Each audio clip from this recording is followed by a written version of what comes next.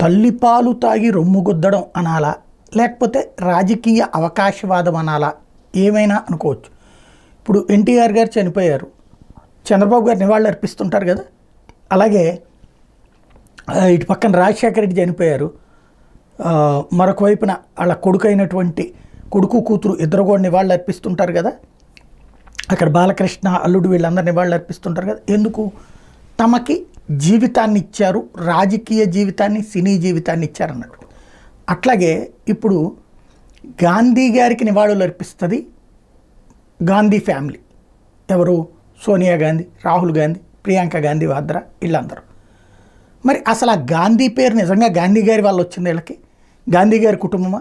ఇప్పటికీ చాలామంది ఈ తరం పిల్లలకి తెలియదు, గాంధీ గారి మనవాళ్ళు మనవరాళ్ళు అనుకుంటున్నారు వాళ్ళు. కాదు, గాంధీ పేరు ఎందుకు వచ్చింది? ఇప్పుడు నా పక్కన కనబడుతున్నటువంటిది ఇందిరాగాంధీ గారి భర్త యొక్క పేరు.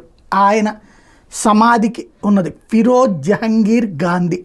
ఆయన పుట్టింది 12/9/1912, చనిపోయింది 8/9/1960.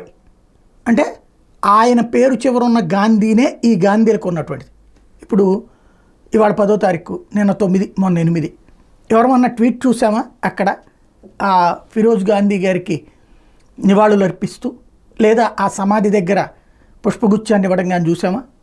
రాహుల్ గాంధీ వెళ్ళినేమో విదేశాల్లో కూర్చుని ఉన్నాడు, పోనీ ఆయన ఏమన్నా పోస్ట్ చేశాడా?